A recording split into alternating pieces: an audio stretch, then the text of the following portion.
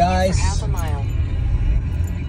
So right now I'm headed to East Economy Parking of the Sacramento International Airport. It's gonna be an 18-minute drive.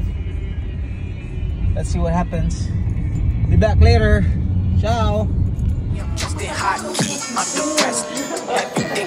Hindi kayo magkakapatid ng mga nakaupo.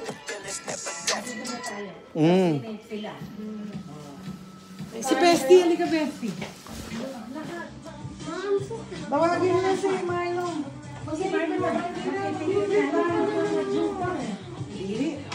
Ay, nilipitin na. Kasi tasanggalin lang. Okay. Ready, ha? 1, 2, 3. Okay, 1, 2, 3. Ah, nice, ha? Dalawang gatas. Pwede sa isang package. Gusto mo ba nangyayampas sila? Ilang kilo? Siyempre! Looking forward to that. Philippine made. Yung binigay ko noon, yung binalagay ko sa freezer. Mas marami naman. Isa sa the best sa pagkakalaman. Soda, condense, and alpine milk. Yan ang dapat gagamitin. Okay naman po. Bayad na kami. Oo, extra day. Eh kami, hindi na kami makabiyahe. There's great. Kaya nga, nakita naman. Kasama niya yung ano niya, si Chato, kapatid ni Kali. Nakita niya na no. Let's turn on the light. 5 years na. 5 years na. Ayan, nandito na yung bukal yung Wala naman ang Kuya Tony. Tsaka si Roxy. Roxy, si Yono. Well. Who's here?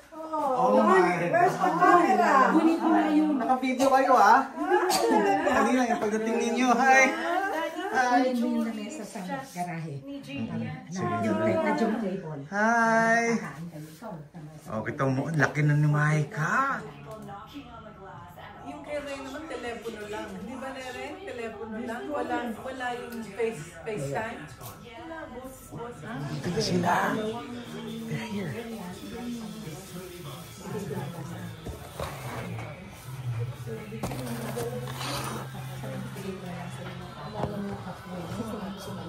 Ha? Bakit hindi maraming alam mo naman yun eh. Bakit hindi maraming pinapagawa niya? Hindi, yun na nga. Alam mo ka, bahala ka na. Sa Baguio ko pa pinagawa yun. Sabihin mo nga, namasahe ka pa. Oh, how are you? Of course! Ay, excited to see you. Sabihin mo na lang. Isang araw pa kayo hinihintay. Mike, Saging din kami doon. Mike, sabihin ko na lang sa kanya. Bigay ko na lang sa kanya yung akin. Kasi sabi ko, alam mo, may dala si Chapo ako dalawa. Isang mali, bakit mali para ako nilagyan ng margarine? Tapos sabi niya, bakit po konti? Oo, kasi gusto niyo dito yan. O, tingin mo na kayo dito. Tingin mo na kayo dito. 1, 2, 3. 1, 2, 3. Okay.